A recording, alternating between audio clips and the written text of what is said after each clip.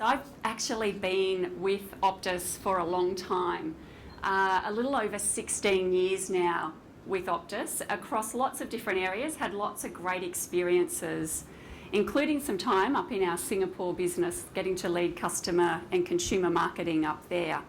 But I guess we all probably have points in our career that stand out as those moments you reflect on and think that really changed the course of my career. I have a few of those. One about 14 years ago when I made the move out of a finance function into leading a sales force. And at the time, I actually thought my boss at Optus was trying to get rid of me. I then subsequently actually worked out he was very clever, and that although I loved numbers, I loved people, customers, and being in the thick of the business a whole lot more than I did being a finance person. So my career ambitions changed at that point. 2 years ago, I had another one of those career moments that I now reflect on. Our CEO of the consumer business at the time gave me a call late one evening in February 2012 and called me up and said, I want to catch up. I want to talk about how we're going to change Optus and really get the consumer business back to being focused on the customer, reigniting where Optus had started. Because when I joined the business, you might remember back, Optus was about bringing choice and competition to Australia and really lifting the level of services that customers could expect here in Australia. And we sat down at a table with a blank sheet of paper and we said, okay, if we're going to do that, we need to send a really strong signal to the organisation that we mean to be different and we're going to do it differently this time and get back to that place. And it comes down to what we decided to put in the customer group. I get asked a lot, you've got kind of an interesting mix of things that come together in customer within the Optus consumer business. And I just want to talk to that because it's an important insight. We sat at the table and we said, if we're going to truly make this business revolve back around customers and elevate the customer to the executive table of the business, then what do we need to put in it? We started with customer insights because we said, if you're going to be brilliant at customer experience and delivering to customers, you really need to understand them well. So our insights, including analytics and research, all of that great stuff was the first group we put in. We then said, okay, if you're at the heart of what it means to deliver to customers, you need a big chunk of the operation there, which is customer service. So a little over 6,000 people that deliver to our customers each and every day were put into the group. We then said, actually, if you're going to do it right, you can't be just at that end of the business at the front line. We put in also customer marketing, which is all of our loyalty and retention. We put in mobile marketing, which is really the heart and soul of our consumer business, the products, the propositions that we develop. We also decided that billing should come in.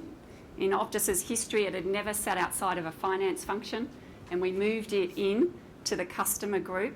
We brought in, of course, the customer experience strategy piece because that needed to sit side by side with those operational parts of the business.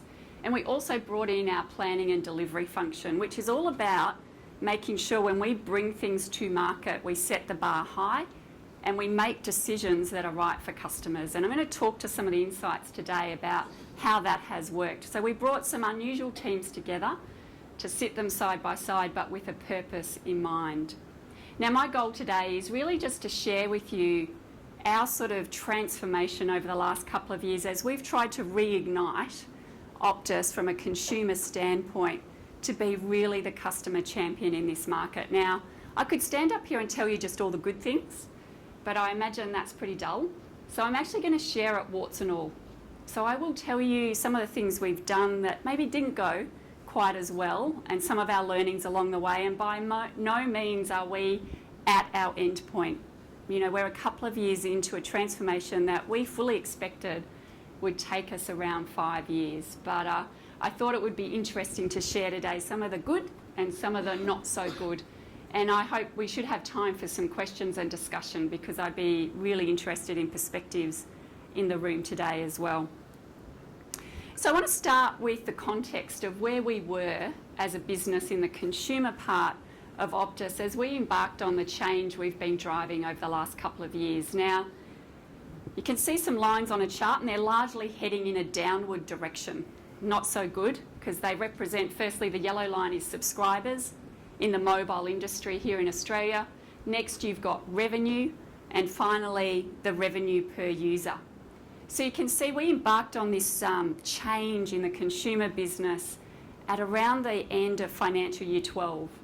Now, this was a pretty shocking period for our mobile industry in Australia, because from when it started in the 1990s, it had unprecedented growth. And with growth and acquisition of customers, you can hide a lot of evils in your business. And I can see lots of nodding. I know lots of us in the room have probably faced that scenario where it's great when things are growing, but as soon as that growth slows down, you've really got to differentiate and stand apart. And so this is what we were facing financially as we headed into the change that we've been driving across the business. We wanted to then understand, so financial metrics didn't look so good. What did Australian consumers think about the telco industry, and in particular Optus Consumer? Now, I'm sure many of you are very familiar with Net Promoter Score. We used Net Promoter Score, and I'll talk about the change it's driven in our business. We chose it for a few reasons. Firstly, it gave us the ability to benchmark not just in Australia but globally with other players. We also chose it because it had a proven track record. There's a lot of big companies that adopted this, 10, 20 years ago that have proven as you drive Net Promoter Score up, you also drive great business results in parallel with it. So we thought that was important, and we wanted a transparent and simple measure. So for those of you that are familiar, it's a really simple question. It's a one question to a customer. How likely are they to recommend you to their family and friends? And they rate you on a 0 to 10 scale. Anyone who gives you a 0 to 6 is a detractor. Your passives are your 7 and 8s, and then your 9 and 10s are promoters. So your score can be anywhere from minus 100 all the way through to positive 100. So we wanted to understand where we stood in Australia and how it compared to the rest of the world. And this was the picture that we saw as we were embarking on our transformation. I'm not sure how big it is, but if you're sitting up the back and can't see the screen, on the left-hand side, that second bar in with a -9 is the Australian telco industry. This is what Australian consumers were thinking about Australian telcos. There were a whole lot more detractors than there were promoters, and fundamentally there was a big lack of trust from Australian consumers when it came to telcos. Now, we started out wondering maybe that was just a phenomenon that came with being a telco. But as we looked around the world, we found that certainly was not the case. And probably the UK and the USA are two great examples for us in Australia to benchmark to in the telco industry. And you can see they were both in quite strong positive territory. So this got us starting to step back and say, why would Australia be different? Why have we managed to create so much distrust with Australian consumers?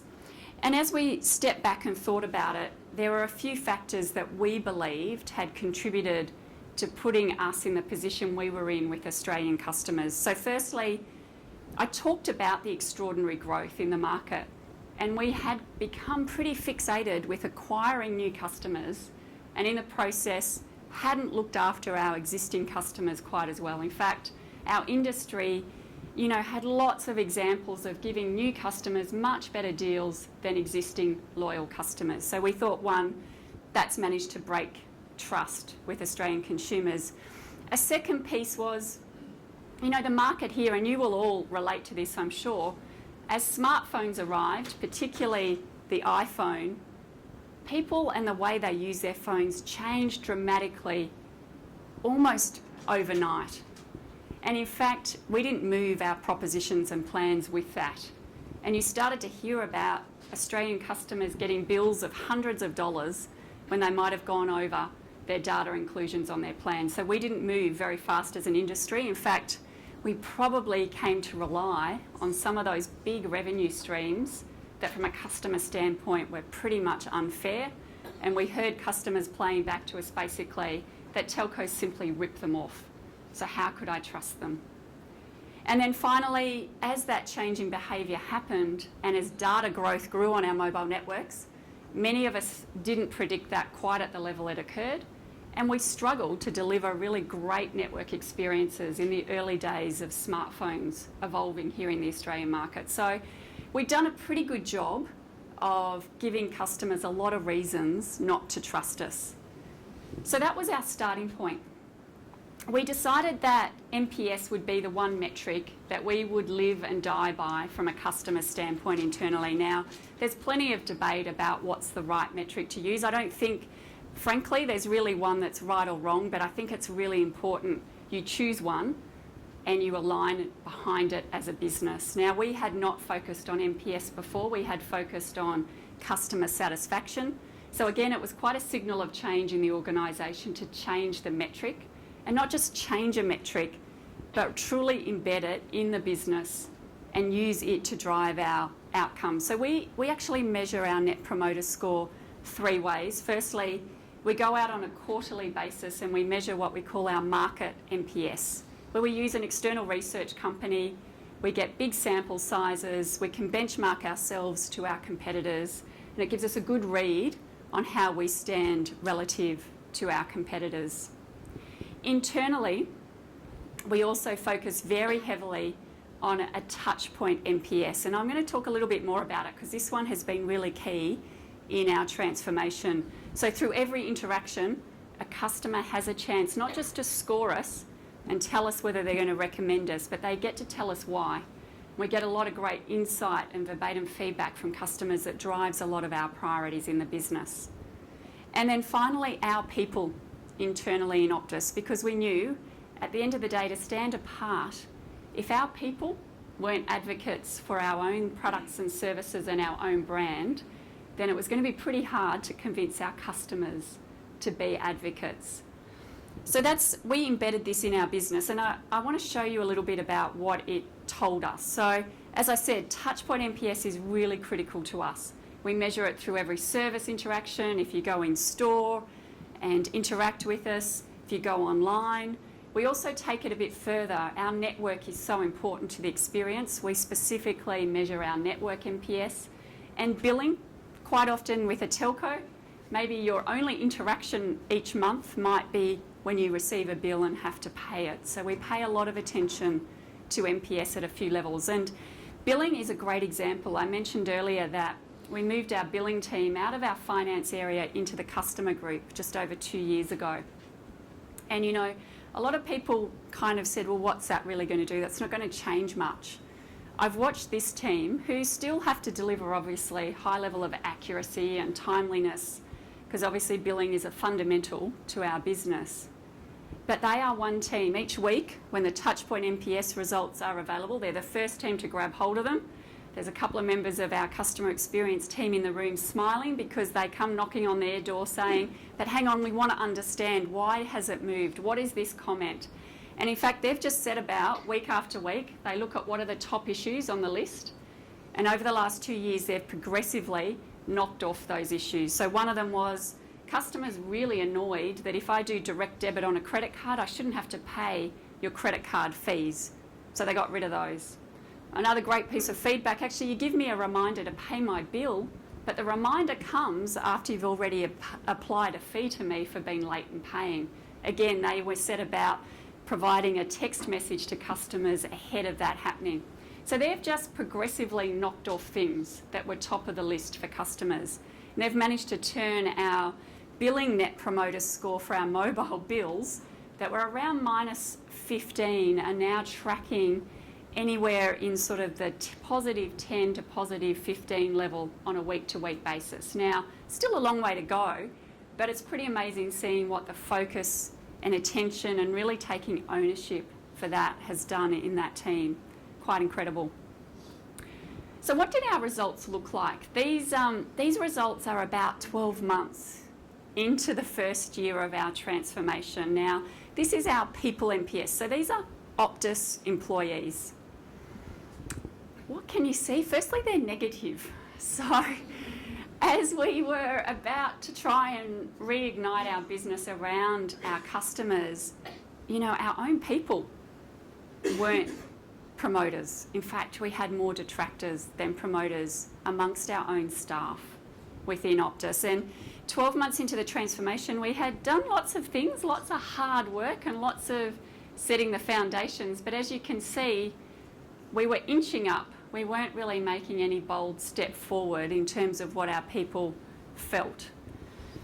We asked our people actually 2 questions. We asked them that first one I've just showed you, how likely they are to recommend Optus to their family and friends. We also asked them, do our actions show that we really care about our customers? And this goes to the belief of our people. Do they believe that what we're saying and what we're doing is actually lined up? And you can see 12 months in, again, we'd made some small improvements, but fundamentally there was still an enormous amount of cynicism within our people. They were kind of saying, look, we hear the words, we've heard those words before, but actually we don't genuinely see the actions and the words lining up.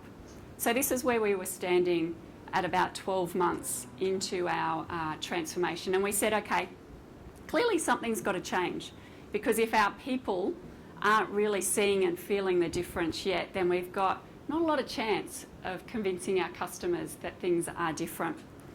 So as we entered the second year, so this is around April last year, April 2013, we set out a very big ambition and we communicated it across the company.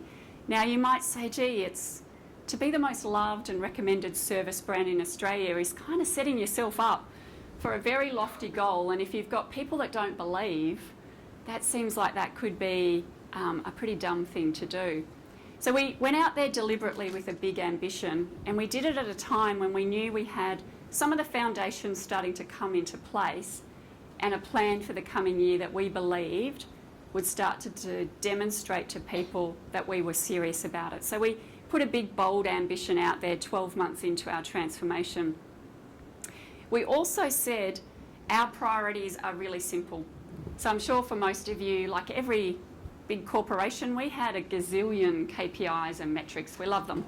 We had a metric for just about everything. And if you sat down with an individual and did their performance review, you'd be pretty sure they would come with at least a dozen metrics that they would say they had to deliver on. And I don't know about you, but it's pretty hard to deliver on a dozen things and do them really, really well. In fact, you end up probably doing not many of them very well at all. So we went out and said, you know what? The priorities are clear. There's just 2 big priorities that you need to be focused on in your job. And if you're not clear on how you're delivering on them, then you need to be having that chat with your manager. And they were brand advocacy and profitability. That's what we staked our claim on. We then put together our plan for the year, and like most companies, we used to start our planning process with Excel spreadsheets and with lots of numbers, and we would sort of goal seek to a number. I don't know if that sounds familiar, but that's kind of how we approached our planning process. Many months of work, but ultimately we were sort of aiming for a financial outcome. We kind of tipped our planning process on its head. Now that we had well embedded real-time feedback and lots of great feedback from customers, we understood what was going on, we had some insight into how we had broken trust with customers. We decided to build a plan not from financials to start with, but actually from a customer standpoint. And you can see 4 pretty simple things up on the screen. Certainly no rocket science here. You know, we knew it needed to start with our brand, our people and our culture. And if we were going to live and breathe this and demonstrate it in hard reality and proof points, we had to absolutely deliver some simple products because our products were complex and customers felt ripped off. We knew that those interactions with us, and when usually those interactions happen from a service point of view, something has gone wrong and people want it sorted out, we needed to be really brilliant at being there for our customers when they needed us most. And we needed to deliver a really great network, because fundamentally when you're a telco and in the consumer space, your mobile business is a very big part of your business. It's not good enough to be average. You have to have a really great network. And so that's what we focused on. So what did we do? Because that sounds all lovely, and you know, any of us could probably draw 4 boxes on a slide and put those words in them. What happened over the last 12 months is the bit that there's some pretty amazing learnings out of. So firstly, from a brand, people and culture point of view, we lined up, we knew we were about to come into market with a whole new look and feel of our brand. But we knew at the end of the day, that's on the surface. Actually, to reignite our business, we needed our people to tap back into those things that we were really good at and people believed in the early days of Optus. That idea of yes. Yes has been associated with Optus for a long time and had kind of lost its way. So we brought back the attitude of yes, and we brought people together, and I can tell you over about a 3-week period, we ran across the organisation what we called brand camps. And these were sessions not to talk about the look and feel and all of the advertising, they were actually to talk about what we had to do internally to make sure we were delivering on that attitude of yes to our customers and internally to each other. And we introduced an idea of wingman, how we could be there for our customers and how we could be there for each other internally. So over 3 weeks, it started off with a session with about 200 leaders out in a room out at Homebush. And over 3 weeks, those leaders set about doing sessions across Australia and India and Manila, where we had people operating and servicing our customers. So nearly 9,000 people over 3 weeks went through sessions that were leader-led, that really brought us back to talking about what it meant to be Optus and what it meant to be part of that and what each of us individually had to do. Now, it might sound a bit corny, but it made an enormous difference in our business and started some momentum and some belief. And what it was quickly followed with was the proof points. So people started to say, okay, maybe I'm getting excited about this. Now show me how you were going to do it. So under Simple Products at the same time, we put a stake in the ground and said, you know what, it is not good enough that Australian consumers are ripped off when they go over their plans. We brought new plans in the market that said, you know what, if you go over your plan, we're not going to charge you $250 a gigabyte. We're now going to charge you $10 and we're going to move you to the right plan for you. We'll tier you up or top you up to the next level of your plan. And I can see that one move on its own broke through an enormous amount of cynicism in our business. Why? Because our people fundamentally believed, although we talked about customer, they believed we would put financial results ahead of customers. Now, to get that through a board and to get shareholders to agree to it, of course, you've got those people to manage and stakeholders, you've still got results to deliver. In the 12 months leading up to this, we did a lot of hard work and we had to make some tough calls. We had to take some cost out. We had to do some things that set us up so that we could take a hit, quite a big hit, on our top line from a revenue point of view, but protect delivery of bottom line results to our shareholders and to our board. So we went out there, and I've got to say, people didn't believe it to start with. Our own people said, there must be a catch. We're not going to sacrifice short-term revenues and profits in order to deliver to customers. And there wasn't a catch to it. And so that was a very big turning point in our business. We got some emotional piece turned back on in our people and excitement about delivering for customers. We had a proof point there in a big way where we took some short-term financial hits to deliver the right things to customers, lined up with brilliant service. And I'm going to talk about the people on the next slide because they are a big part of what has made the difference in our transformation. And finally, on network, people saw more money going into our network than we had ever invested before, and an absolute commitment and focus to deliver a great quality network for our customers.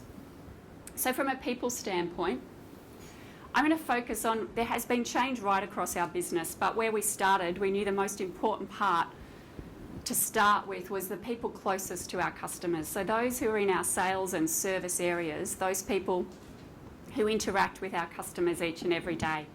Now I'm going to talk about the service team because I know it well. So we had about 6,000 people that we needed to make sure we're on board with this, we're part of it, and we're doing the right things by customers. So we set about making quite a few changes for them. Firstly, their lives are hard enough. I actually think our customer service representatives have the toughest jobs in our business. And you know what? They're hard enough without us making it more complicated. So we simplified what they focused on. They had to focus on two things: their team's touchpoint NPS and first issue resolution. Secondly, we said what behaviours actually matter for customers. And they were pretty fundamental when we looked at it, that customers wanted people that would listen to them, that took ownership of their problem and demonstrated they valued them. And we took that, we figured out how to coach and how to train people, and we freed up our team leaders to have the time to do that. We took administrative work off them, we took reporting, silly reporting that they were doing away from them, and they made a commitment. Every fortnight they would spend at least 45 minutes with every member of their team, coaching them around the behaviours that were going to make a difference for our customers. And that has continued on a consistent basis since we implemented that change last year. And we also aligned their incentive schemes. So we took them from an annual bonus to take half of that and pay it on a quarterly basis based on their team's touchpoint NPS. So they felt real reward monetarily on a quarterly basis as they delivered great stuff. So what has it done? So here's a picture now of how we're tracking from our people's point of view. So this is our people NPS that was in pretty tragic negative territory. You can see it took a step change up. We've gone from sort of around the -20 to the +20 level, which is a really great outcome, with people commenting that actually they believe we're going to be great again, which is a big change. Our actions show that we care. Again, we took a step change here. Actually, a most dramatic step change happened here in that belief that actually we were serious about this, and people started to think, I want to be on board with this. The words and the actions are now lining up. You'll see in the most recent quarter, we've just gone backwards a little bit. To be frank, we had the CEO of the consumer business step down in that quarter that a lot of people saw as a big change agent. So to hold at that level we see is pretty good. Plus, you've got to keep at it. This doesn't just set and forget. So we've just launched, again, some more changes into the market to our plans to deliver great stuff to customers, to let them share data across their devices that, again, is out there as a customer champion, doing what's right for customers. So we're hoping to see that continue to lift. In terms of our customers, this is what our customers tell us. So this is our touchpoint NPS through all of those interactions that customers have with us on service and in sales. And you can see pretty dramatic changes there. Our customers have absolutely felt the difference. We've set ourselves some pretty big goals this year to drive those numbers up again. And we've got a lot of great stuff going on to support our people to continue to deliver really outstanding experiences for our customers. So commitment to our customers, I would say it's not one thing, it's absolutely everything you do. And it's a plan that's not just got customer experience as one stream of it, but a plan that is built around the customer. So every element of what you do has at the heart of it something that is right and good for customers. So I talked about bill shock. That was a big one for us. We did the same on international roaming costs for our consumer customers. We were the first in the market to actually let a customer trade in their old smartphone as they upgraded and get some money for it in a simple and easy way. We've absolutely delivered on our network objectives for our customers, whether it be in building 3G or our 4G rollout and coverage. We were the first to trial some new technology that allows us to deliver over time really consistent, fast 4G for our customers. And we've overhauled our experience, in particular our retail changes in our retail distribution. We've definitely started to see some results from a customer standpoint. So NPS headed in the right direction for Optus. We're up into positive territory, a 13-point lift over the last 9 months. We've seen our retention rate in our mobile business of customers at its best level for 7 years. And we've seen our complaints to the Telecommunications Industry Ombudsman at their best level for 14 years. They are less than half of what they were a year ago. So some pretty significant results. From a market NPS point of view, we've also started to see ourselves relative to big competitors starting to move away from them. We're the only ones out of the big three from a consumer standpoint that are in positive territory from an NPS point of view. We've got a long way to go, so don't get me wrong, we're no means there. We've set ourselves a big goal on NPS. In fact, we want that number to be up in the positive 40 territory, not the positive 5 territory. So still a long way to go, but some signs we're headed in the right direction. So my final takeouts would be, firstly, choose a measure from a customer standpoint and live and breathe it and be really transparent in the feedback from customers. There's no point hiding from it and making metrics look better than they are. Secondly, when you get that feedback, you've got to do something about it, and I would say having a plan that doesn't have customer experience as one piece of it, but having a plan that is built around customers from every element is really critical. And obviously then you've got to deliver on it. We can all do PowerPoint plans, we can all write words on slides. Actually, the hard bit is making it happen. And then finally, making it happen, the biggest piece of that is people. And a culture that really revolves around customers where people truly believe it, that it's not just words, that they see words and actions aligned is really critical. So there's some of my insights from the last 2 years. Thank you for listening. And Cyrus, do you want to? Yeah, absolutely.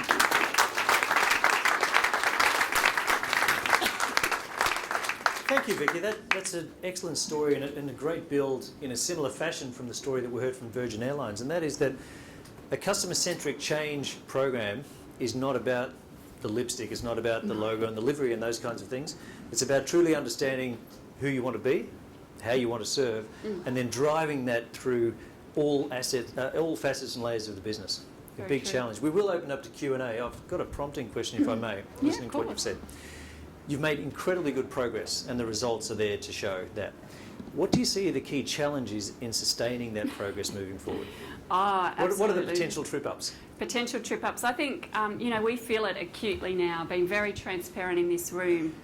Our customers are starting to feel the difference. You can see that our people are as well.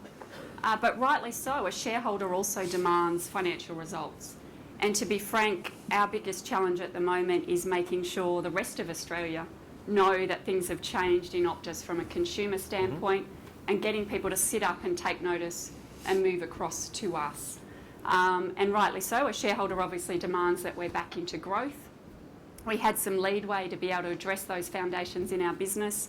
So right now we've got to manage that accelerating growth again and looking after our existing customers. I think we're well placed to do it, but you can now feel that pressure and tension in our business as we enter sort of the third year of our transformation. Excellent. So from the floor, does anybody have a question, please? Thank you. Ed White, PwC. So great job, Vicky and Optus. I think that TIO stat, that probably says it all. I'm very interested in the NPS. So PwC, we use NPS. I know a lot of organisations use NPS. Have you started to explore the next step? So what we hear about APS, so actual promoter scores, and sort of overlaying that. So that's looking at what people are saying out in the ether, on the social ether, and actually overlaying that as a strategy to get involved in those conversations. Yeah, absolutely. So, your point's spot on. So, I guess consumers have never been more powerful, have they? I mean, their voice is loud and clear, and it's not a matter of telling a few people now with social media something goes wrong, everyone knows about it quickly. We've got an amazing team of people who are very proactive in that space. So we do jump in where we service customer via social media. We try to help and manage where we can, where people have got issues. To be honest, at the moment, given we're in year 3, my strong belief is we don't play with the metrics at the moment. So we will focus on NPS over the next 12 months as our consistent measure and metric, and making sure that we're using all of the levers and channels that we've got to communicate and service and listen and manage our customers. So I know there's lots of work and thinking around it, but right now I think our job is to keep delivering on great things as they are today and keep using NPS right now. We'll talk about it another day. I'm sure you've got some great thoughts you can share with me. Sir. Vicky, I was interested in your comment about the Net Promoter Score of your staff, and curious about the lag effect. It was evident to me that was the key focus. You obviously had some consumer products that required the staff to get behind. But once they were behind it, what was the typical lag before the consumer NPS started to flow? And I guess as a lead-in to that, the ultimate would be having 100 a plus 100 score Yes. with your staff? Yes, we And, love and that. what time do you think the consumers would follow? It's a great question. So one of the things we knew, we believed that. So we believed that our people NPS would be a lead indicator for our customers, and we weren't really sure what we didn't know what the timeframes were. So to be honest, we jumped into it both feet and kind of decided we'd suck it up and see. We believed it. We didn't know if empirically we could prove it. And so a couple of the things that were really important to us from a people standpoint, we had a great track record of wanting to get things to market really quickly and being first to market and delivering them in a way that let our people down who were closest to customers, so it was really hard to sell and serve. And ultimately the customer experience wasn't good. So we put a lot of work into that. In fact, those plans that I spoke about that we launched to take on bill shock last year, they were ready in April last year. And we made the call internally to delay launch to July because we didn't believe our people were going to be set up to be successful and be advocates of it. I didn't talk to that, but that was another big milestone. So not only did we financially take a hit, we actually delayed the launch nearly 3 months because we didn't believe we would set up our people to be as successful and to be true advocates of it. So those couple of things combined, suddenly people went, okay, it's different. So the lag effect, actually our customers through our touchpoint NPS started to feel a change even before our people truly bought into it. And now that our people have bought in, we've seen touchpoint then take another step up. And to be honest, the lag has not been that long. It's been remarkable how quickly it has followed through in our results. So I'm sure the team in the room have probably done some great correlation and could give you all of the stats. But from where I sit in the business, I expected we could see a 6 to 12 month lag, and it's been really nothing like that, probably more 3 to 6 months, and we've started to see the results flow through from people into customers. I think we have time for one last quick question. If I may. Oh, please go ahead. Di? I'm just interested in your commitment to customers, and clearly that was an internal commitment and with many facets. To what extent did you share that with customers? So we were very shy at the start. So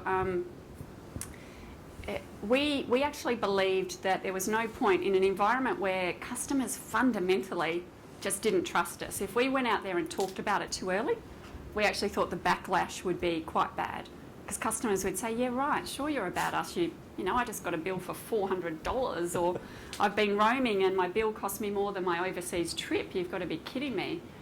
So we deliberately didn't talk about it externally. In fact, we were more than 12 months into the change, and it was post those plans launching that we started to be more proactive externally in talking about it, and it actually frustrated our people a little bit. They were kind of like, why aren't we out there? We hear our competitors all talking it up. Why aren't we out there doing it? But we fundamentally believed it wasn't right to talk about it until we were confident of real change and we started to see results. So that was the approach. Right or wrong, that's the call we made. Excellent. Well, with that, I think we'll again thank Vicky for her wonderful presentation. Thanks, that's great.